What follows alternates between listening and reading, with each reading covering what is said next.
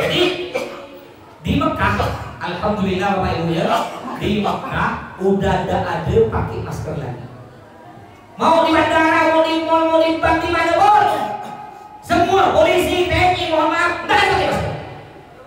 Mudah-mudahan di negara kita cepat oleh Allah diangkat dari ini.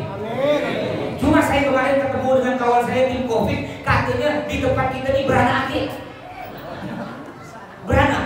Kemarin keluar emaknya disebut Omikron. Habis keluar emaknya bapak Kron. Terakhir Popkron. Mohon maaf saya nak nanya di seluruh itu di Bangladesh. Ketika corona kemarin ada tak pagi tutup? Ada satu kan? Ada masya Allah. Terus sholat jam jarak? Ada. Habis sholat masih salam-salam tak? Masih peluk-peluk tak? Masih. Ada kena? Padahal kalau bau-bau hilang kuyu ya sudah. Sayur yang kena istri sayur dimasakkan Indomie, saya makan apa tak bau tak kerasa. Rupanya apa tunggunya lupa dimasak. Saya kira kena corona. Kalau tempat saya Sungai Jawi luar, saya hitung-hitung Pak ya, ada 7 masjid tutup. Pertanyaan saya, ada tak pasar tutup? Cari kalau ada seperti itu, mana ada? Ada kan? Di Pontianak banyak masjid sholat jaga jarak. Pertanyaan saya, ada tak pasar jaga jarak? Ada orang Islam kemarin ke masjid takut, ke pasar berani. Ada? Ke masjid takut, berangkat ke kebun berani. Ke masjid takut, main rumah tetangga berani. Memangnya corona cuma ada di masjid? Ini pelajaran untuk kita semua Pak ya. Kedepannya kalau ada musibah sebesar apapun, jangan tinggalkan Allah, jangan tinggalkan masjid. Ingat, yang beri penyakit siapa? Allah. Yang beri penyakit Allah, yang beri obat, yang beri perlindungan, yang beri kesembuhan Allah. Dekati Allah, bukan malah menjauhi Allah. Apalagi sampai tutup rumah Allah.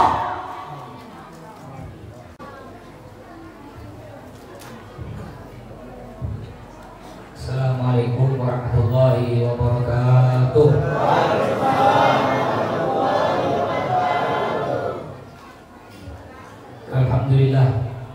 Alhamdulillah ala jami'i ta'illah alladhi amadda al-insan bi lisani yata'allamu bihi amma hawahu wa anzalah wa yakshifu anhu sitrahu alladhi asdalah wa aqraqa bil hadi maghulah wa awjaba ala ibadihi al-hajja wal umrata was-salah wassalatu wassalamu ala hamilil millah sayyidina Muhammad ibn Abdillah wa ala alihi wa sahbihi wa man wala wa la hawla wa la quwwata illa billah. Qala Allah ta'ala fil Qur'anil Karim, a'udzu billahi minasyaitonir rajim, bismillahirrahmanirrahim. Ma kana Muhammadun aba ahadin min rijalikum walakin Rasulullah wa khataman nabiyyin. Wa qala an-nabiy sallallahu alaihi wasallam, innama bu'ithu liutammima makarimal akhlaq. Shadaqallah amma ba'du.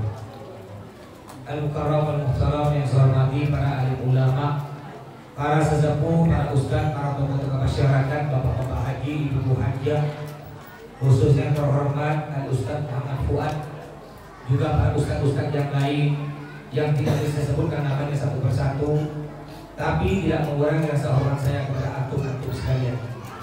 Yang saya hormati Ketua Surau Afidatul Mukhlisin, yaitu Bapak Rohimin beserta jajarannya. Yang terhormat Kepala Desa Sungai Itik, yaitu Bapak Abdurrahman. Juga yang terhormat Wakil Ketua DPRD Kuburaya, yaitu Bapak Insinyur Usman, yang Bapak yang pernah ketemu Pak, saya ingat Pak. Juga yang saya hormati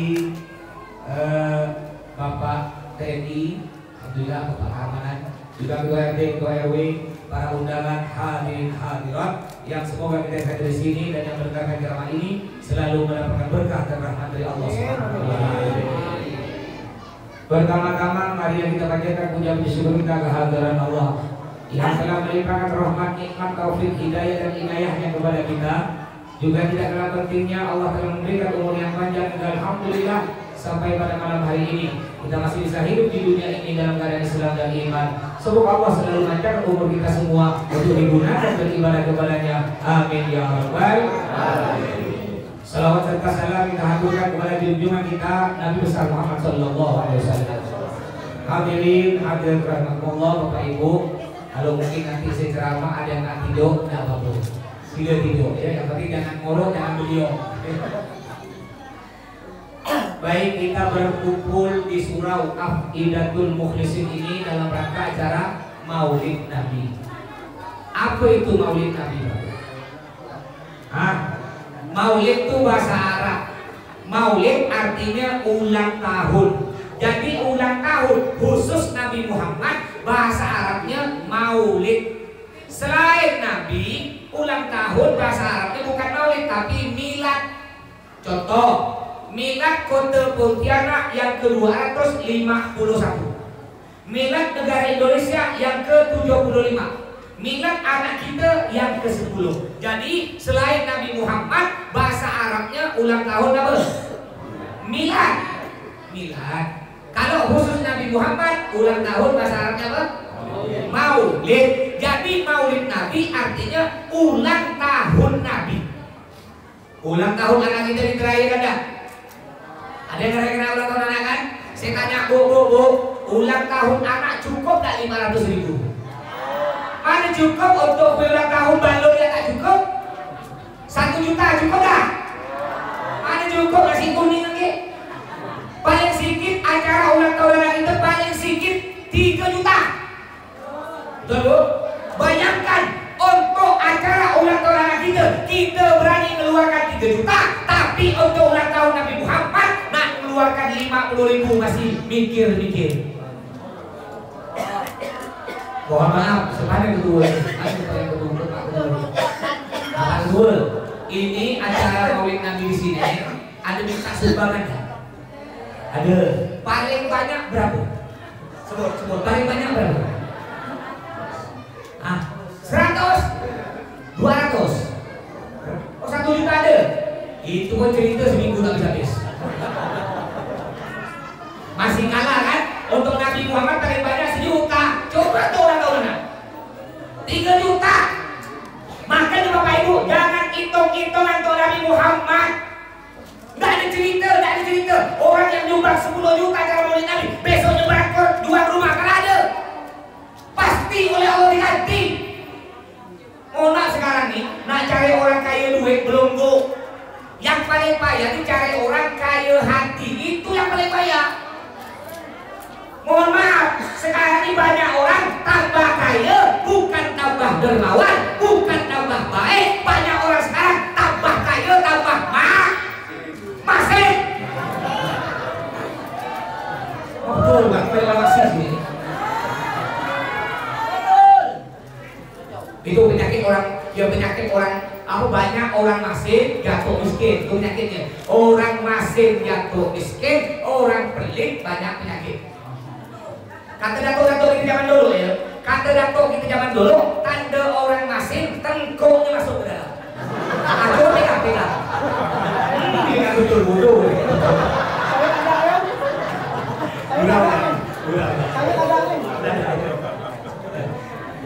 Kata orang tua kita zaman dulu, tanda orang masing tengkuknya masuk ke dalam. Tapi saya punya kawan, tengkuknya baru keluar, masing naudzubillah. Tak menjamin. Kalau di rumah saya Sungai Jawi, di belakang Masjid Al-Falah, itu ada pondok pesantren saya namanya pesantren Al-Jihad. Santri saya yang ingat ada 600-an, paling banyak dari Paring Keladi. Paring Keladi itu banyak.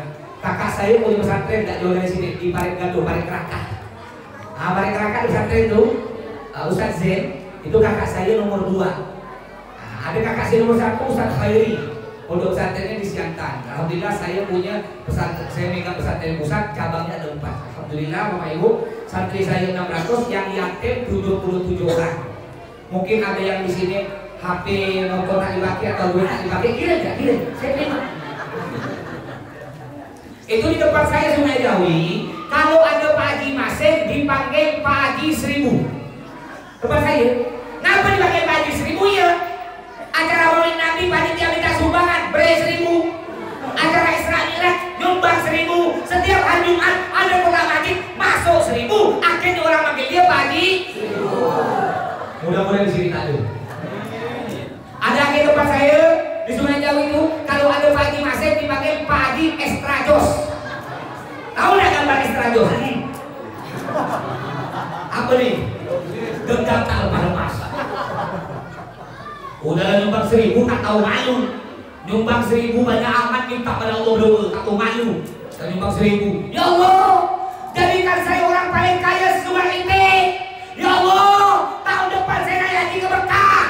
Pak Bu, kalau nyumbang 1.000 tak nyampe ke Mekah, nyampe Bandara Spadio balik lagi. Tak nyampe ke Mekah memang. Ya mudah-mudahan yang belum nyampe ke Mekah oleh Allah sampaikan ke Mekah ya. Yang sudah sampai mudah-mudahan sampai lagi. Alhamdulillah Pak Bu, saya sebulan 2 kali ke Mekah bawa jamaah. Seminggu lalu saya baru datang, sebulan yang lalu saya bawa Habib Kohal Jufri ikut travel saya. Insya Allah tanggal 28 berangkat lagi. Kira tidak umroh boleh, murah 31 juta ya. Tidak boleh ngomong gini Pak Ustaz. Saya tahu ini sampai ke Mekah untuk makan sehari-hari anak cukup. Apa kayak ke Mekah? Tak boleh ngomong gitu. Kan ada pepatah mengatakan banyak jalan menuju Roma negara mana Roma itu bukan negara Islam.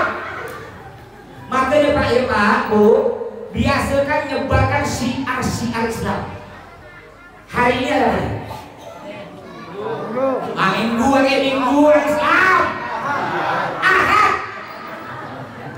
Nggak ada dalam agama Islam tuh hari Minggu, nggak ada. Yang ada hari Ahad. Kalau bukan kita yang nyebarkan syiar Islam, siapa lagi? Kecuali kalau ada orang tak paham, nanya Pak Bu, acara kawin anak ibu hari apa? Hari Ahad. Hari Ahad hari apa Bu? Hari Ahad, hari Minggu, bodoh. Orang Islam pun tak tahu. Makanya jangan biasakan ya, ubah. Yang biasanya pun banyak jalan menuju Roma, ubah. Banyak jalan menuju Mekah. Kalau kata Allah sampai, pasti sampai. Ada yang jalan. Saya dari 2008 sampai sekarang, alhamdulillah tidak pernah bayar. Haji 3 kali, umroh 37 kali, tidak pernah bayar. Gratis, beri duit lagi. Mudah-mudahan ya semua sampai ke Mekah. Makanya tak boleh berkecil hati. Banyak jalan menuju Mekah, walaupun kita tak punya duit. Kalau kata Allah sampai, pasti sampai. Bisa jadi nanti banyak cara nih. Tiba-tiba di tengah jalan ada bungkusan warna hitam. Ada plastik warna hitam, rezeki kan? Dipegang-pegang agak lecah. Udah lecah hangat. Udah hangat bau. Kalau usah dibuka kain. Dulu ya Pak Bu, maaf saya kalau ceramah, saya pernah diundang oleh Kepala Desa Perempuan Bu Nur Haliza. Juri besar. Pernah ceramah di situ. Nanti saya ada jadwal nih di Masjid Nasrullah Pal 7. Itu acara korpri itu. Guru-guru sekakap. Yang guru boleh datang, yang bukan guru tak usah malu lah. Kata beliau aku kasih tak cukup. Makanya Pak, kalau datang acara maulid makan no. Ngerti ya? Jangan bulan acara makan. Jangan kayak saya nih. Saya pernah ceramah di bawah. Ketika berangkat sore, kena istri saya bawa makan lo Pak. Tak usah. Aku pernah ceramah di bawah asam pedas. Tak usah Pak. Ada sering aku ceramah bawah udah gak ada asam pedas. Tak mau makan. Berangkat saya berdua dengan saksi yang mobilkan saya. Kebetulan acaranya di masjid di belakang kantor bupati. Pada waktu itu ada Pak Nursan ada. Wakilnya siapa yang lupa saya. Pak Nursan ada. Beliau juga kamu diundang komplek masjid tersebut.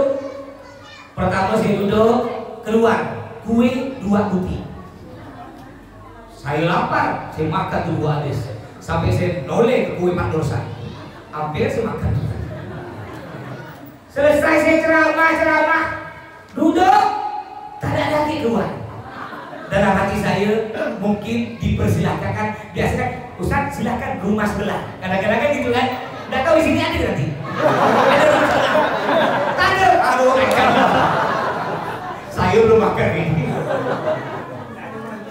Tak ada nih. Saya tunggu sampai pergi ke mobil, tak ada.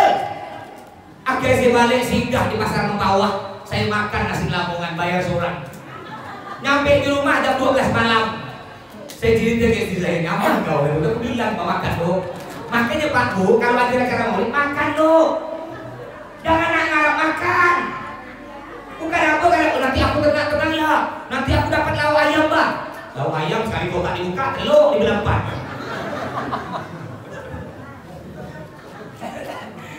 Ya Bapak Ibu. Jadi di Mekah, alhamdulillah Bapak Ibu ya, di Mekah udah ada pakai masker lagi. Mau di bandara, mau di mall, mau di bank, di mana pun, semua polisi, TNI, mohon maaf, tidak ada pakai masker. Mudah-mudahan di negara kita cepat oleh Allah diangkat ini lagi. Cuma saya kemarin ketemu dengan kawan saya tim COVID, katanya di tempat kita ini beranak akik. Beranak. Kemarin keluar emaknya disebut Omikron. Habis keluar emaknya bapak Kron. Terakhir Popkron. Mohon maaf saya nak nanya disuruh itu di Pak Adis. Ketika corona kemarin ada tak masjid tutup? Ada satu kan? Ada Masya Allah. Terus sholat jam jarak? Ada. Habis sholat masih salam-salam tak? Masih peluk-peluk tak? Masih. Ada kena? Padahal kalau bau-bau hilang tuh ya sudah. Sayur yang ketika kena istri sayur dimasakkan Indomie, saya makan apa tak bau tak terasa. Rupanya apa bumbunya lupa dimasak. Saya kira kena corona. Kalau tempat saya Sungai Jauh luar, saya hitung-hitung Pak ya, ada 7 masjid tutup. Pertanyaan saya, ada tak pasar tutup? Karen kalau ada seperti itu mana ada? Ada kan? Di Pontianak banyak masjid sholat jaga jarak. Pertanyaan saya, ada tak pasar jaga jarak? Ada orang Islam kemarin ke masjid takut, ke pasar berani. Ada? Ke masjid takut, berangkat ke kebun berani. Ke masjid takut, main rumah tetangga berani. Memangnya corona cuma ada di masjid? Ini pelajaran untuk kita semua Pak ya. Kedepannya kalau ada musibah sebesar apapun, jangan tinggalkan Allah, jangan tinggalkan masjid. Ingat, yang beri penyakit siapa? Allah. Yang beri penyakit Allah, yang beri obat, yang beri perlindungan, yang beri kesembuhan Allah. Dekati Allah, bukan malah menjauhi Allah. Apalagi sampai tutup rumah Allah. Bu. Ibu pernah tidak lihat perempuan muslimah pakai masker tapi tak pakai jilbab? Ada tak? Ada atau banyak? Banyak ya. Saya biasa lihat perempuan muslimah pakai masker tapi tak pakai jilbab. Dalam hati saya, kasihan kamu, kasihan.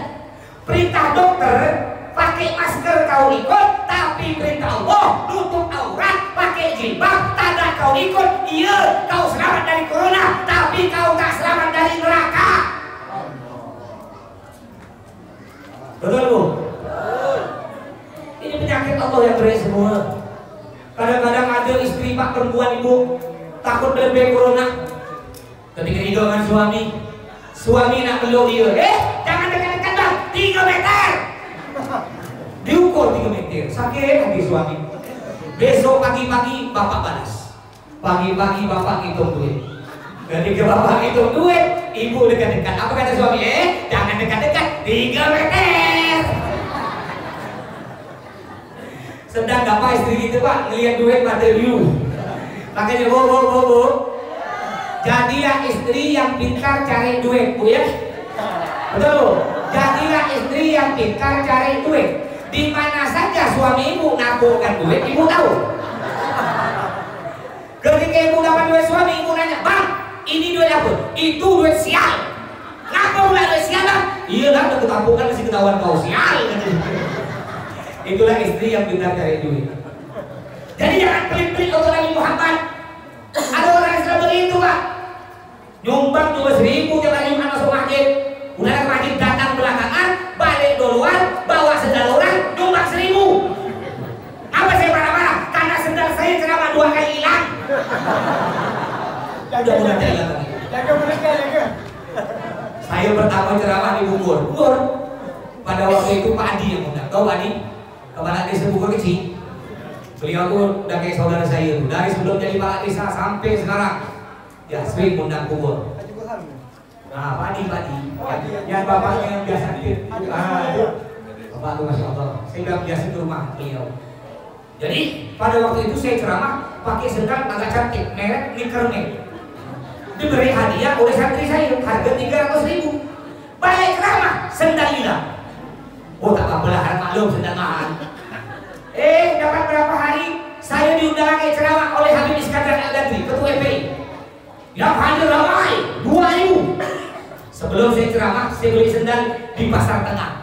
Sendal dari Getah harga 20.000. Maksud saya biar tak hilang. Saya ceramah, balik ceramah, toleh kanan toleh kiri, sendal saya 20.000 masih hilang. Sampai Habis Iskandar ketua FPI ini buka sendalnya. Ustaz, pakai sendal saja Ustaz. Enggak, makasih. Saya kaki ayam tak pakai sendal, pergi ke mobil saya. Nyampe di mobil, ya ada panitia ngejar. Bukan Habis Iskandar, panitia lain ngejar, masukkan amplop di gojek saya. Amplop saya tak mau. Saya amplop tak mau. Ya. Isinya ada. Saya mau jumlahnya. Ya. Gurau. Saya dipesan dengan guru saya dengan guru Habib Ali Al-Hidwan. Saya satu guru, beliau adik kelas. Termasuk Buya Yahya, itu kakak kelas. Habib Bahar bin Sumit, itu adik kelas. Jadi guru saya selalu berpesan, kau kalau ceramah harus ikhlas. Saya alhamdulillah Bapak Ibu belajar ikhlas.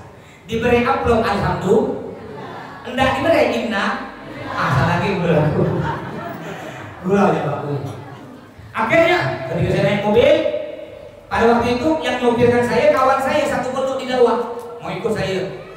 Ketika udah jalan, ini kawan saya yang nyopir ini nanya, Mas, panggil saya Mas, pingin tahu isi amplop. Dia pingin tahu. Ini sopir gua ajar nih, nanya isi amplop. Sebenarnya bukalah. Saya tidak tahu isi amplop berapa. Ketika dia buka, Masya Allah, harga sendal saya yang hilang 20.000, isi amplop 20.000. Mungkin panitia salah beri kalian. Mudah-mudahan di sini tak salah. Sini kok 5 ya. Akhirnya saya belilah sendal duit 20.000 itu saya belikan sendal lagi. Alhamdulillah sekarang sendal saya ada tuh. Tolong panitia dijaga. Sendal merek Lili. Jadul zaman dulu tuh warna coklat. Ada. Ada aku lanjut ceramah kalau ada. Warna coklatnya Lili. Ada. Kalau sampai hilang jangan undang lagi saya, tak mau. Jadi jangan hitung-hitungan tuh Nabi Muhammad, jangan masing-masing. Bukan, saya ada cerita ini untuk motivasi semangat kami kita untuk memperbesar acara Maulid Nabi. Kemarin ada orang datang ke rumah saya. Assalamualaikum warahmatullahi wabarakatuh. Iya, Pak Ustaz, saya disuruh nenek janda umur 70 lebih. Disuruh apa? Disuruh undang Pak Ustaz ceramah acara Maulid Nabi umat ini. Oh, saya nanya loh. Ini nenek acara maulid ini besar atau kecil? Acara kecil, besar Pak Ustaz. Yang diundang biasa 500 sampai 1.000 orang. Masya Allah. Saya tanya lagi, neneknya orang kaya, nenek janda orang kaya. Padahal Ustaz, rumahnya digantung paling kecil dari kayu, agak merek Pak Ustaz. Masya Allah kan saya. Iya, insya Allah nanti saya datang. Akhirnya nyampe hari H, saya datang dengan santri saya. Saya dimasukkan di rumah besar cantik orang kaya. Duduk saya curiga. Maaf, ini rumah siapa? Ada bajar katakan. Rumah saya Pak Ustaz. Bapak yang undang saya. Kok di rumah katanya rumahnya jelek? Gini Pak Ustaz, nenek itu rumahnya kecil, merek jelek. Dia minjam rumah saya untuk menghormat Pak Ustaz. Oh tak bisa. Yang undang saya nenek, semuanya pindah ke rumah nenek, pindah. Akhirnya semua orang ikut saya pindah ke rumah nenek. Ketika saya pindah, yo nenek tersebut tak siap Pak, tak kemas. Masih banyak benda gantung-gantung Bu, ada kotang, jalan dalam bergantung tak siap. Akhirnya saya ceramah, habis ceramah makan. Setelah makan, udah banyak yang balik sampai berapa orang, saya panggil nenek itu. Nek, sini lah Nek. Saya tanya, mohon maaf Nek, ini acara Maulid Nabi tiap tahun besar-besar. Pada waktu itu yang saya ceramah ada kurang lebih 700 orang. Ini acara besar-besar nih. Iya Ustaz, saya tiap tahun besar-besar. Habib Toha udah pernah saya undang, Habib Fahmi udah pernah saya undang. Sekarang giliran Ustaz. Maaf nih, saya nak nanya, ini acara besar, pakai duit pribadi, duit sendiri, atau dibiayakan anak orang kaya? Duit sendiri Ustaz. Duit sendiri. Maaf nih, saya nak nanya, nenek kerja apa? Pak Ustaz, saya jual gorengan di depan gang. Tiap hari Pak Ustaz, kadang untung 20, 30, kadang 50 ribu. Saya tabung selama 1 tahun. Rela saya tak bangun rumah Pak Ustaz. Rela lebaran saya tak beli baju baru. Yang penting saya bisa memperbesar acara Maulid Nabi untuk menyenangkan Nabi Muhammad. Nggak malu kan itu saudara yang nyumbang mak bulu? Akhirnya saya tanya, saya guraukan lagi, Nek, kemarin acara Maulid Nabi di masjid 12 Rabiul Awal, nenek ada nyumbang Ustaz. Nyumbang berapa nih? 1 juta Ustaz. Orang rumah kecil jelek nyumbang 1 juta. Saya guraukan lagi, Nek, acara Maulid Nabi di masjid di Surau bergabung, kita nyumbang, kan udah cukup nih. Nggak perlu ngadakan Maulid di rumah, ngabiskan duit ya. Ini 10 juta udah cukup nih, Nek. Dengan polosnya dijawab, Ustaz, kalau mau Maulid Nabi di Masjid Surau, Nabi Muhammad cuma masuk Masjid Surau. Makanya Pak Ustaz, saya ngadakan Maulid Nabi di rumah agar Nabi Muhammad masuk ke rumah saya. Karena ada ulama mengatakan barang siapa baca serah kalimat selawat, Nabi Muhammad hadir.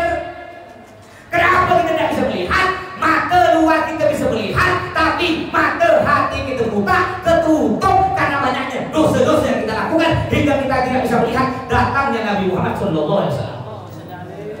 Tadi kita baca serangkai berdiri kan? Berdiri. Muhammad siapa? Muhammad siapa kita berdiri? Kalau upacara kan berdiri Muhammad berdiri. Tadi serangkai Muhammad siapa? Muhammad Nabi. Nabi tadi datang. Cuma mata hati kita buta, tak nampak banyak dosa. Akhirnya setelah itu si nenek bilang, Pak Ustaz, saya mau salaman, mau cium tangan Pak Ustaz. Saya tak mau. Perempuan Pak, bukan haram ya. Tak mau saya, jualnya cantik, mau saya. Kita ada pulau. Akhirnya si nenek pun saya beri gak salaman, karena ada ulama katakan kalau kita salaman dengan perempuan yang udah tua, yang tak mungkin kita bernafsu, ada ulama yang bolehkan, yang tak mungkin kita bernafsu. Ya gila lah nenek 70 tahun kita bernafsu, gila mabuk. Ini pelajar untuk kita semua. Jadi tidak ada cerita orang yang nyumbang besar-besar itu acara Maulid Nabi besoknya bangkrut, tidak ada, pasti oleh Allah akan diganti. Terus setelah kita tahu apa itu Maulid Nabi, kita juga perlu tahu apa hukum merayakan Maulid Nabi. Bapak ini kan tiap tahun, tahu lah hukumnya, apa hukumnya? Halal, haram, dosa. Nah, hukum merayakan Maulid Nabi, hukumnya bid'ah. Tapi di sini bid'ahnya bid'ah hasanah, berpahala. Hati-hati ya, sekarang banyak aliran yang mulai masuk ke kampung-kampung. Namanya aliran Salafi Wahabi. Mereka mengatakan orang yang merayakan Maulid Nabi hukumnya bid'ah, haram, masuk neraka. Ada nih. Tak tahu di sini tidak masuk. Bukan jamaah kubah, Masya Allah ini beliau di bagus nih. Mereka ini mengajak kita ke masjid, cuma kita tak mau masjid. Ini Masya Allah kalau tidak ada beliau nih, orang-orang tabligh nih, aduh banyak masjid tutup. Saya tadi saya ceramah di Segedung. Ini berdua nih dengan santri saya, sopir saya. Jadi sebelum nyampe Segedung, sebelum nyampe Pengkang, tahu Pengkang enggak? Nah, orang jual Pengkang, di kiri jalan tuh ada masjid. Nah, punya masjid Nurul Hidayah. Sampai sekarang saya video kan masjid. Padahal azan zuhur udah lewat 5 menit. Saya singgah sholat tuh, masjid masih dikunci. Kuncinya bergantung di pintu. Saya buka surat. Itu santri saya. Saya buka surat. Saya ngambil sembahyang. Saya sholat, berzikir, sholat sunnah. Ada 15 menit, belum ada orang muncul. Jadi bersyukur orang Sungai Ete. Ya Masya Allah kawan-kawan nih. Jamaah tabligh jamaah kubah rela meninggalkan orang demi apa? Demi hidupkan di Masjid Surau. Makanya kata Pak Usman tadi, Pak Zulman, beliau takut nanti kalau sampai surau besar orang tak ada. Tapi tak apa, insya Allah kalau lihat kompak ini kayaknya insya Allah tetap ramai. Lain sini dia. Ini kalau saya lihat nih mukanya bersinar. Ini bersinar nih, termasuk ahli ibadah kayaknya semua ini. Wah, apa? Iya lah hidup lampu mati lampu gelap. Hati-hati ya. Yang jarang ke surau, jarang ke masjid. Nabi bilang begini ya. Orang yang suara azan terdengar ke rumah dia, lalu dia tidak berjamaah ke masjid, tidak berjamaah ke surau, apa kata Nabi Muhammad? Akan aku bakar rumah kalian. Kalau Nabi Muhammad hidup, kira-kira banyak nggak rumah bakar? Banyak ya? Padahal rumah Pak Bu yang selamat jadi. Pak Bu, Kalau yang tak sholat, yang tak puasa bukan orang Islam, haram maklum. Mereka tak sholat, tak puasa, masuk neraka masih penting. Apa? Di dunia udah puas kaya. Kalau tak kaya, coba kita lihat yang kaya ini. Di Pontianak saya jauh-jauh. Islam atau bukan ini? Yang punya hotel Islam? Yang punya mall Islam? Yang punya supermarket siapa? Yang punya toko besar ini kan? Kita paling orang Islam punya guru tebu. Mereka tak sholat, tak puasa, masuk neraka masih mending. Apa? Di dunia udah puas kaya. Sedangkan kita orang Islam paling cuma jadi kuli, pelayan toko, tukang pekul, satpam, sopir pribadi, tukang parkir. Kita orang Islam udah miskin, batu-batu, bangke-bangke, banyak utang, panas-panas kerja, tak sholat, tak puasa. Ya Allah saudara, kata pepatah, udah jatuh ketimpa tangga, sakit 2 kali, di dunia miskin, sekarang melarat, masuk neraka di akhirat. Oleh karena itu saudara-saudaraku, walaupun di dunia kita miskin Pak Umir, panas-panas kerja, jangan lupa kerjakan sholat, kerjakan puasa. Walaupun di dunia kita hidup sengsara, masih ada harapan di akhirat masuk surga. Jangan udah miskin masuk neraka, sakit 2 kali. Dalam motor lagunya tak pernah masuk neraka nih. Jadi balik lagi tadi, ya. Jadi ada aliran namanya Salafi Wahabi. Mereka mengatakan acara maulid Nabi yang sekarang kita lakukan ini hukumnya bid'ah. Karena di zaman Nabi tidak ada maulid. Jadi orang yang mereka maulid Nabi kata mereka hukumnya bid'ah, haram masuk neraka. Baca serakal bid'ah masuk neraka. Gunting rambut bid'ah masuk neraka. Robok-robok masuk neraka. Memangnya neraka punya datuk kau? Kalau neraka punya datuk kau, yalah. Saya pernah ceramah di Untan, di Masjid Al-Muhtadin, diundang oleh istri wali kota, istri Pak Edi. Acara majelis taklim ibu-ibu sekota Pontianak. Pada waktu itu saya ceramah tentang Maulid Nabi. Ketika saya nak balik, nak ambil motor, banyak budak muda-muda. Wah, ini saya udah curiga nih. Biasa budak-budak muda-muda Salafi Wahabi ini, biasa mereka tuh jarang pakai songkok, tak ada pakai kain, tak ada pakai celana mereka. Berjenggot biasa. Ada semua sih, tapi umumnya. Akhirnya memang kalau dia jenggot sunnah lah ya. Sunnah. Maksud saya bukan kita nggak ada sunnah, maksudnya tanda-tanda yang salafi ini ya. Akhirnya mereka ngadang saya. Ketika saya naik motor itu boleh satu, saya punya perlu. Kami punya perlu. Iya perlu apa? Tadi kami dengar Pak Ustadz mengatakan acara Maulid Nabi dapat pahala. Iya betul. Oh tidak bisa Ustadz. Kata guru saya acara Maulid Nabi Ustadz hukumnya bid'ah. Saya pura-pura tak paham. Oh bid'ah, apa itu bid'ah? Bid'ah Ustaz kata guru saya, tidak ada zaman Nabi. Terus kalau Maulid Nabi bid'ah ada zaman Nabi, gimana hukumnya? Haram Ustaz. Kalau haram jangan, tidak usah dipakai Ustaz, buang. Jadi kata dia cara Maulid Nabi kayak gitu nih, hukumnya bid'ah haram, buang. Tidak usah pakai, buang. Oke, sekarang aku tanya, kau ada nggak di zaman Nabi? Tidak ada Ustaz. Berarti kau bid'ah, lemparkan orang ini ke sungai itu. Macam-macam ya. Kalau ada orang yang masuk kampung sini pakai motor, ambil motornya. Nabi Muhammad tak pakai motor, pakai onde. Bawa HP, ambil HP, Nabi Muhammad tak punya HP. Jadi Bapak Ibu, nggak semua yang tadi ada Nabi kita katakan bid'ah masuk neraka. Kalau kita katakan semua yang tadi ada Nabi kita katakan bid'ah masuk neraka, belum kok. Contoh Al-Quran. Al-Quran yang ada di Masjid di Surawi. Di zaman Nabi tidak ada Al-Quran, tidak ada. Sahabat pergi ke Nabi, ramai-ramai nanya Nabi, kami mau membukukan Al-Quran. Kata Nabi, tak boleh. Baru ketika Nabi meninggal dunia, di zaman Sayyidina Utsman, Al-Quran dibukukan sampai sekarang. Berarti apakah kita katakan Al-Quran itu bid'ah? Karena tidak ada zaman Nabi. Contoh kalau khutbah Jumat, di sini khutbah Jumat, khatibnya pakai bahasa Arab. Indonesia masuk neraka. Nabi Muhammad khutbah pakai bahasa Arab. Sedangkan kita pakai bahasa Indonesia. Berarti kan bid'ah kan? Saya ceramah pakai apa ini nih? Mic. Nabi Muhammad pakai mic tak zaman dulu. Jadi tidak semua yang tidak zaman Nabi kita katakan bid'ah masuk neraka. Ini ada gini. Mudah-mudahan selamat masuk sini. Ada aliran baru lagi di Pontianak. Banyak nih. Namanya aliran makrifat. Aliran tasawuf Mereka mengatakan tak wajib sholat, cukup ingat. Udah ada benar dengar Pak ya? Ada nih. Jadi kalau dengar azan hayya 'alas shalah, enggak usah ke masjid, cukup ingat ting masuk surga. Nyaman ya kau. Kalau ada aliran ini masuk ke surga itu, jangan diusir, jangan. Bapak ibu masukkan ke rumah, sila masuk ke rumah, ibu buka kulkas bu, ngambil ayam goreng bu, ayam dulu. Setelah ayam goreng masak, suruh dia makan. Ketika dia megang ayam goreng hampir nyampe mulut dia, pegang tangan. Jangan bapak makan, ingat ya makan, pegang. Ya, yang dapat gue itu tahu saya makan, lihat ya. Yang kerja bangunan, mungkin ada kerja bangunan Pontianak, mulai besok tak usah kerja, ya, tak usah.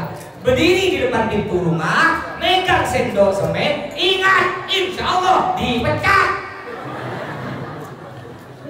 Macam-macam aliran, Pak Bu. Nabi Muhammad yang kita rayakan maulid pada hari ini, apa kata Allah? Ya Muhammad, sal tuqa isfa usaffa. Yang artinya wahai Muhammad, kata Allah, minta apa saja kau pasti kuberi. Muhammad, kata Allah, kau pasti masuk surga. Bahkan Muhammad, kau bisa memasukkan orang ke dalam surga semau kau berapa jumlahnya. Tapi walaupun Nabi Muhammad dijamin pasti masuk surga, saking seringnya sholat, kaki beliau sampai bengkak. Dan setiap sholat Nabi Muhammad menangis, meneteskan air mata, padahal dijamin pasti masuk surga. Sedangkan kita, siapa yang jamin kita masuk surga? Berani mengatakan sholat tidak wajib, cukup ingat. Nih ada nih biasa ibu-ibu tuh. Makanya ibu-ibu tuh yang banyak jadikan contoh tuh artis-artis. Dibandingkan putri Nabi, banyak ibu sekarang nih budak-budak perempuan tuh yang jadikan contoh artis-artis. Kalau tidak ada nih, itu buktikan Pak, buktikan Pak. Istri bapak tuh Pak, lebih apal nama putri Nabi apa nama artis? Kita tanya ya, saya tanya. Jawab Bu ya, kalau ibu tahu jawab. Tak boleh bohong, Bu. Bu, artis yang goyang ngebor, siapa namanya Bu? Inul. Hebat kan istri bapak kan hebat. Bapak harus bangga punya istri pintar Pak. Bukan istri saya itu. Vokalis Noah, siapa namanya? Arif, hebat. Ada kayaknya gak bayar. Ada artis biasa pakai jambul katulistiwa, siapa namanya Bu? Siapa namanya? Syahrini. Itu istri saya. Saya kalau di media sosial Pak disebut di media sosial Ustadz Sahrukan. Boleh ikut TikTok saya, tulis di TikTok Ustadz Sahrukan. Instagram saya Ustadz Sahrukan Syahrini. Syahrini itu nama istri saya Bu. Atau nak dengar ceramah di YouTube boleh tulis Ponpes itu pondok pesantren. Ponpes Al Jihad Pontianak. Silahkan di subscribe, like, comment, and share. Oke guys. Dengar kuping kau guys. Saya pernah nanya istri saya ibu. Istri saya namanya Syahrini. Syahrini, bolehkah aku kawin lagi? Nanya nih Pak.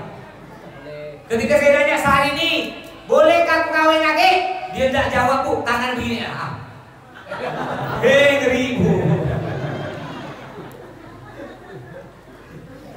Sampai mana dah tadi ini gara-gara Syahrini Sahrukan itu. Sampai mana tadi cerita kita nih? Tanyakan antara artis dengan artis ya. Masya Allah istri bapak apa nama artis. Sekarang saya tanya lagi Bu, siapakah istri Sayyidina Utsman? Enggak tahu, hebat. Nama artis tahu, nama istri Sayyidina Utsman, padahal istri Sayyidina Utsman itu putri Nabi Muhammad, enggak tahu. Makanya hafalkan lagu, ada lagu keluarga Nabi itu, ajarkan anak itu. Anak-anak Nabi ada 7 orang, 3 laki-laki, 4 perempuan. Pertama Qasim, Abdullah, Ibrahim, Zainab, Ruqayyah, Ummu Kulsum. Ayahnya bernama, ibunya bernama Siti, kakeknya bernama Abdul, bapaknya bernama Abu. Kalau orang tua kita zaman dulu ya, nenek kita zaman dulu, kalau dia gendong anak, ngayun anak sambil baca selawat, nenek zaman dulu, ibu-ibu zaman dulu nih, sambil gendong anak, ya Nabi salam alaika. Makanya orang zaman dulu jadi anak soleh solihah, beda dengan ibu-ibu sekarang.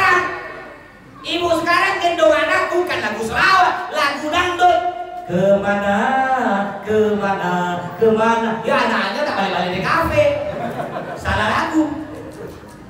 Ini perempuan sekarang jadi jadikan contoh bukan putri Nabi tapi artis. Bu, kemarin ada artis bu, asalnya dipakai kerudung, pakai jilbab. Lalu artis ini tidak pakai jilbab lagi. Wartawan bertanya, Mbak, kenapa Mbak tidak pakai jilbab? Dia jawab, muka tak perlu pakai jilbab, yang penting hati pakai jilbab. Ada perempuan sekarang gitu, bu ngapa tak sholat? Walaupun aku tak sholat, yang penting hati aku bersih. Ada tuh, bu ngapa tak pakai kerudung, tak pakai jilbab? Muka tak perlu pakai jilbab, yang penting hati pakai jilbab. Iya bu ya, kalau pergi ke Pontianak tak usah pakai motor, tak usah pakai helm bu ya, yang penting hati pakai helm. Kena nabrak truk pecah dua kalau. Ini perempuan sekarang, apalagi gadis-gadis tuh, kalau kita beritahu tak terima. Dek, ngapa tak pakai jilbab dek? Rambut siapa? Dek, ngapa pakai baju ketat dek? Body badan siapa? Dek, ngapa pakai rok pendek ngapa paha? Paha siapa? Apa kata aku? Ini perempuan sekarang tak perlu beritahu. Apa kata aku? Dalam Al-Quran kata Allah, wa makaru wa makarallah wallahu khairul makirin. Akhirnya perempuan ini oleh Allah dilemparkan ke dalam api neraka. Lalu si perempuan bilang, ya Allah, kenapa saya masuk neraka? Kata Allah, neraka siapa? Apa kataku? Dibalas kena Allah baru kau rasa. Makanya Bapak Ibu, inilah gunanya Bapak Ibu hadir acara seperti ini. Agar apa? Agar akidah kita kuat, tidak boleh dirusak oleh aliran-aliran yang tak sama dengan datuk-datuk kita. Juga fungsinya, faedahnya kita hadir seperti ini agar kita tahu mengenal siapa itu Nabi Muhammad yang kita rayakan maulid pada hari ini. Nabi Muhammad Pak U, Nabi Muhammad ini orang terkaya sedunia. Tidak ada orang menang kaya lawan Nabi Muhammad. Hanya saja beliau memilih hidup miskin untuk contoh bagi kita semua. Kenapa saya katakan Nabi Muhammad orang terkaya? Suatu hari oleh Allah ditawarkan, Muhammad, jika kamu mau gunung Uhud ku jadikan emas, ambil kamu. Gunung Uhud ada di Madinah. Besarnya Pak ya hampir sama dengan gunung di Peniraman. Bapak tahu Peniraman? Sebelum Musa mati. Kebetulan mertua saya di situ Peniraman. Itu kan ada gunung besar. Jadi gunung Uhud besarnya hampir sama dengan gunung Peniraman. Oleh Allah ditawarkan, Muhammad, kalau kau mau gunung Uhud ku jadikan emas, ambil. Nabi Muhammad tak mau. Kalau kita Pak, gimana? Tiba-tiba malam ini ada suara, wahai warga Sungai Ite, gunung Peniraman jadi emas, ambil. Gimana kira-kira? Ngambil motor ngebut, saya mau ikut gak? Saya tak mau. Ibu-ibu jangankan gunung emas bu, baru punya gelang 10, besok ada acara maulid Nabi, lengan kanan dipakai 5, lengan kiri 5. Ketika panitia bagi kue, bagi nasi diangkat, aku belum dapat ya, kata dia. Dia nampak gelang, mentang-mentang punya kalung emas besar 1 genggam, sikit-sikit kerudung dibuka, aduh panas, kata dia, panas. Jangan sombong-sombong bu ya. Ini biasa, mentang-mentang cantik, ganteng, sombong, mentang-mentang hidung mancung, sombong, lalu ngomong gini, budak-budak, sesungai Ite, cuma hidung aku paling mancung, iya.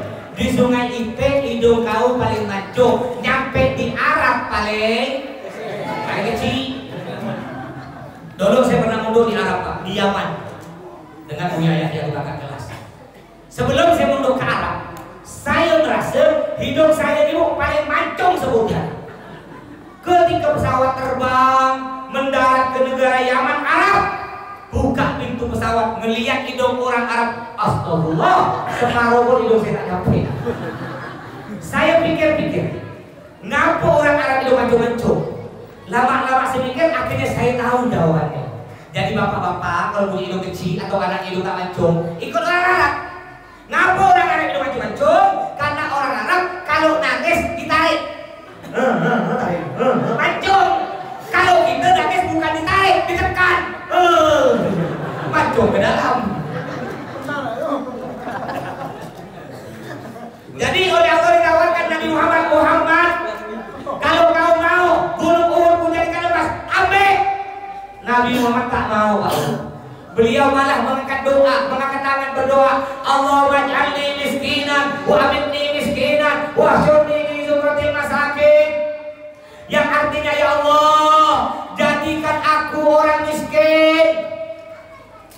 tiap habis sholat doanya, ya Allah jadikan aku orang miskin. Bapak-bapak pernah doa gitu? Pernah tuh?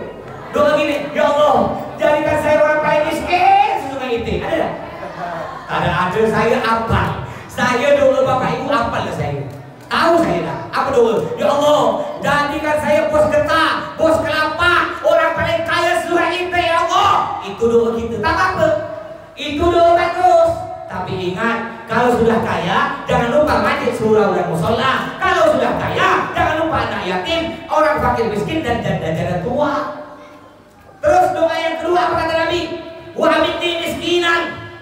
Ya Allah, matikan aku dalam keadaan miskin. Nabi Muhammad meninggal dunia masuk dalam kuburan, tidak meninggalkan duit, tidak meninggalkan harta, tidak meninggalkan mobil, tidak meninggalkan kebun. Di dalam kuburan Nabi Muhammad tenang. Kenapa tenang? Karena keluarga Nabi tidak ada ribut-rebut gara-gara warisan. Sedangkan kita Pak, tambah kaya, tambah banyak kebun, kalau tidak digunakan untuk jalan Allah, tidak diwakafkan untuk kuburan, tidak disumbangkan untuk masjid, anak yatim, fakir miskin, tambah kaya, dalam kuburan kita bisa nangis Pak. Melihat anak kita 7 orang ribut berebut gara-gara warisan. Mending yang direbutkan tanah 100 hektar. Ini kadang-kadang yang direbut tanah 1 kapleng, harga 10 juta. Dek beradik 12 orang. Kata siapa dek? 7 turunan kau bukan adik aku adik. Hati-hati Pak yang memusuhkan keluarga bagi tetangga. Apa kata Nabi Muhammad? La yadkhulul jannah qati, yang artinya tidak akan masuk surga orang yang memutuskan hubungan silaturahmi antar keluarga, antar tetangga, antar saudara sesama muslim, tidak akan masuk surga. Itu nih kan kadang-kadang mohon maaf ada besar kepala. Mentang-mentang kita datuk paman lebih tua. Ya, ketika ada keponakan kita punya salah kita. Padahal kata Nabi ya, sebaik-baik orang Islam ialah orang yang memberi maaf kepada orang yang berbuat salah kepadanya sebelum orang tersebut minta maaf. Ini paling bagus. Cuma kadang-kadang kita ini bisa kepala. Mentang kita lebih tua, paman datuk, ada cucu kita, keluarga kita yang lebih muda punya salah kita. Kita suruh Pak, tak minta maaf dulu. Wajar aku nak minta maaf dia. Dia tu cucu aku, dia tu lebih muda dari aku, tetangga aku. Aku lah minta maaf ke dia. Ini tidak dicontohkan oleh Nabi Muhammad. Bagi lebaran, coba lihat lebaran. Kita punya tetangga. Tiap tahun kita pergi rumah dia. Tiap tahun dia sekali pun tak pergi rumah kita. Kita udah 10 tahun pergi rumah dia terus. Dia tak pernah balas ke rumah kita. Kira-kira kita pergi lagi tak? Pak tak pergi. Tuh apa nak pergi rumah dia? Aku 10 kali. Dia sekali pun tak boleh. Tidak boleh gitu. Wahyu kata Allah apa? Wa yubaddilus sayyi'atil hasanat. Balaslah kejelekan dengan kebaikan. Doa yang ketiga dari Nabi Muhammad, wahsyurni fi zumratil masakin, yang artinya ya Allah kumpulkan aku di surga bersama orang-orang miskin. Jadi Bapak Ibu yang merasa miskin tenang. Orang miskin langsung kumpul dengan Nabi Muhammad dalam surga. Tak ada pertanyaan, tak banyak pertanyaan di pintu surga. Ngapa tak banyak pertanyaan? Apa yang tak ditanya? Rumah tak punya, motor tak punya, tanah duit pun tak punya. Kata malaikat sok. Malas gunanya aku tak duit, masuk. Kena malaikat dulu, cepat masuk. Diusir deh, surga. Wah, masuk. Tak ada pertanyaan kau, kau tak ada malaikat, kau tak duit, masuk. Tak banyak pertanyaan. Sedangkan Pak Haji, sedangkan kita yang tambah kaya, tambah masuk surga belum tentu bisa masuk. Banyak pertanyaan. Oleh Allah tanya Pak Haji, Pak Haji punya mobil kan? Iya ya Allah punya mobil. Dapat dari mana mobil? Oh jual kelapa ya Allah. Terus mobil itu untuk apa? Kalau malam Jumat hadir acara sholawatan, kalau malam Ahad, malam Minggu bawa cewek ke diskotik ya Allah. Nyemplung kan neraka lagi. Berat Pak, berat. Jangan kita tenang Pak ya. Tambah kaya, tambah sakit. Makanya Pak, harta kita tidak akan masuk kubur, kekayaan kita tidak akan masuk kubur. Yang akan masuk kubur diantaranya apa kata Nabi Muhammad? Awwaladin sholihin yad'ulah, doa dari anak-anak yang soleh. Cari bagaimana biar anak kita jadi anak soleh-soleh. Sisa satu, didik anak-anak kita dengan pendidikan agama, masukkan mereka ke pondok pesantren. Cuma ada aliran katakan Wahabi tadi, kalau kita berdoa orang mati tak nyampe kan ini. Kita kan tadi Pak Ul kan Al-Fatihah ila almarhum siapa fulan, ila almarhum Pak Ujang. Itu kata orang Wahabi tak nyampe. Kenapa tak nyampe? Karena dia udah mati. Kata siapa tak nyampe? Saya udah puluhan tahun saya kira Fatihah orang mati sampai. Buktinya, apa buktinya? Kalau memang Fatihah saya tak sampai, pasti ada malaikat datang ke rumah. Nih Pak Ustaz, saya balikkan Fatihah tak sampai. Ada malaikat balikan, pasti sampai. Jadi Bapak Ibu ya, benteng terakhir bagi anak kita di zaman yang sudah rusak ini, sisa satu, didik mereka dengan pendidikan agama. Saya punya santri, wali santri, seorang polisi. Jadi bapaknya di polisi, intel, biasa ada di pasar Kapuas. Namanya Pak Utuh, rambut panjang segini. Anaknya mondok ke tempat saya. Ketika mondok saya gurau kan, Pak, saya digurau. Bapak nih penjahat-penjahat yang bisa Bapak urus. Masa anak seorang bapak tak bisa urus, titipkan ke saya? Saya gurau ke dia. Itulah bosan, pening kepala saya bosan. Penjahat-penjahat gak takut ke saya, preman-preman gak takut ke saya. Ini anak saya masih SD, berani ngelawan saya. Udah pandai ngerokok lagi Pak Ustaz, saya itu dilawan. Makanya Pak Ustaz, saya titipkan ke Pak Ustaz. Jadi orang sekarang gitu Pak. Kalau anaknya pintar, cerdas, tidak nakal, disekolahkan negeri tinggi-tinggi. Tapi kalau anaknya nakal, anaknya bebal, anaknya kurang ajar, anaknya bodoh banget, dibuat ke pondok pesantren, betul? Akhirnya saya rawatlah anak dia dengan ustaz-ustaz yang ada. Udah dapat sebulan, datanglah ini Pak Untung yang polisi dengan istrinya, jenguk anaknya. Ketika jenguk anaknya, masya Allah, dia lihat anaknya udah berubah Pak. Cara salaman berubah. Ini bedanya ya, anak mondok dengan tak mondok. Biasa kalau anak tak mondok bukan salaman Pak, ditanduk. Ini kurang ajar Pak, jangan Bapak biarkan Pak.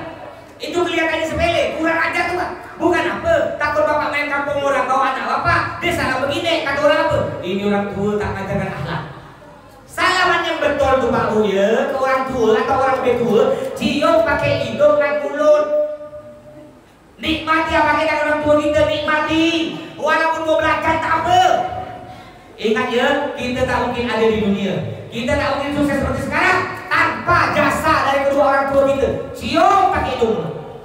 Akhirnya Pak Untung melihat anaknya udah berubah, cara salaman berubah, cara duduk berubah, cara ngomong pun udah lembut nih anak pondok. Lalu Pak Untung dengan polisi bilang, alhamdulillah Ustaz, sejak anak saya mondok, saya tenang kerja, tenang makan, tenang tidur, tenang kata dia. Saya bilang iya kau tenang tidur, aku tak bisa tidur, kenaik malah aku sama kau. Kau jangan tidur. Makanya Bapak Ibu ya, kalau anaknya ada di pesantren, bagi di pesantren Habib Ali atau pesantren yang ada di sini, atau pesantren mana pun, jangan lupakan kiai itu gurunya. Ya, kalau Bapak di rumah miara ayam, ada telur ayam lebih, kirim biar sehat Habib Ali itu. Atau di rumah ada pinang-pinang rebus-rebus kirim. Bukan apa, kadang-kadang ada wali santri tak paham Pak, tak paham. Dia lewat depan rumah saya. Jadi kalau nak pergi ke pesantren, jenguk anak tuh harus lewat depan rumah saya loh. Dia lewat depan rumah saya. Saya lihat bawa langsat satu karung. Ada durian lagi, ditetek 5 butir. Dalam hati saya, kayaknya untuk saya ini kayaknya. Bujur ya dia. Untuk anak lu. Udah itu balik-balik singgah di rumah. Ada dalam hati saya, ya. Saya lihat tak ada apa-apa. Mungkin ada nempel-nempel kali hati ya. Ada duit-duit kali kan. Duduk, saya tuang kopi segelas, habis. Tuang 2 gelas, habis. Laju kok minum kopi. Udah itu, Pak Ustaz, apa? Saya lupa bawa rokok. Ada lagi. Terus minta Pak Ustaz lah sebuti ya. Beri sebuti, 2 buti, 3 buti. Setengah bungkus habis. Udahlah kopi 3 gelas, rokok setengah bungkus. Lalu pamit ada nempel-nempel. Makasih Pak Ustaz ya. Dalam hati saya, mudah-mudahan besok udah takut peleng kau. Dikira kopi kan rokok tak beli kali ya. Makanya Pak, Bu, corona ini bahaya, dengarkan. Corona bahaya. Nanti kalau ada bapak-bapak habis acara nih mau salaman dengan saya, tak boleh salaman langsung, takut corona. No bagaimana biar corona tak nular? Harus pakai lapis. Dengar balik dia? Dengan lapis? Lapis tak boleh tipis, harus tebal biar corona tak nular. Kulau yang lapis. Bukan aku sakit, jadi ustaz sakit. Bapaknya punya anak 2 ya. Anak 2 kita nih, padahal kita jaga anak kita nih. Kita lihat kadang-kadang masih masuk paret. Kan? Padahal kita jaga dulu dekat dia. Kadang-kadang masuk paret. Padahal anak kita 2. Bagaimana dengan ulama-ulama kiai-kiai? Saya punya santri 600. Aduh, ada santri saya Pak Bu. Udah bodoh lagi gigi ronga lagi. Gigi ronga Pak Bu. Gurau ya, gurau. Akhirnya saya ajarkan. Kau lihat mulut aku ya, lihat mulut aku. Walau bolin lidah kau tekan ke gigi kau depan. Saya lupa giginya ronga 2 putih. Kau lihat mulut aku ya, lidah aku nih. Jadi walau bolin lidah kau tekan ke gigi kau. Baca apa dia baca? Walasol ngelos. Aduh kata saya. Oh tak bisa loh. Kau tak bisa lanjut. Tak bisa lanjut sampai huruf iya tak bisa. Kau tak berhasil huruf dot. Kau harus belajar huruf dot betul-betul. Lihat mulut aku ya. Bot kata saya. Acot. Sabar Pak, sabar. Ulang sekali lagi ya, tekan ya. Lidah kau tekan. Bot acot. Ih kata saya. Ulang sekali lagi. Kau tekan kuat-kuat lalu kau lepas. Bot tekan. Ketika ditekan bukan keluar bot tapi keluar kentut. Tuh. Ya Allah, sabar Pak. Dapat berapa hari orang tuanya datang jenguk anaknya. Ketika orang tuanya datang nanya ke saya, Pak Ustaz, anak saya ngaji udah hatam ke sampai iya? Nggak bisa Pak Bu, nggak bisa. Anak bapak ibu nggak bisa lanjut hatam sampai iya. Sampai apa dia Pak? Sampai ekor. Masa untuk ambil sebulan sampai itu hatam Ustaz? Nggak bisa hatam. Kenapa pula? Ketika saya ajarkan huruf ekor, saya suruh tekan bukan keluar ekor tapi keluar kentut. Santai orang tua dijawab. Ya biasalah Pak Ustaz, budak kecil, iya budaknya kecil, kentutnya besar. Makanya Bapak Ibu, kalau ingin anak kita jadi anak soleh solihah, didik mereka dengan pendidikan agama, masukkan mereka ke pondok pesantren. Lanjut ke sedikit lagi, ini ada penyemangat untuk kita semua Bapak Ibu ya juga. Kalau anak kita ingin jadi anak soleh solihah, jangan lupa Bapak Ibu doakan. Ingat ya, semua yang keluar dari mulut orang tua itu adalah doa. Walaupun anak kita nakal kayak apapun, jangan sampai keluar makian.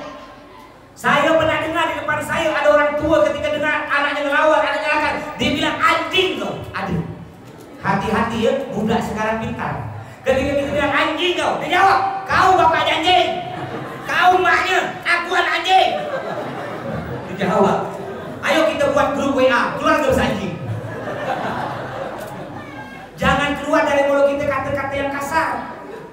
Doakan. Saya punya guru Habib Salim Syawatiri di Yaman. Beliau menjadi ulama terkenal.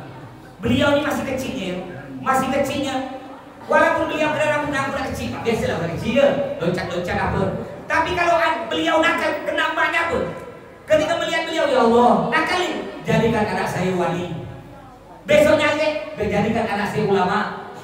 Jadi kalau bapak punya anak nakal Pak, ya bukan dimaki-maki, doakan yang bagus.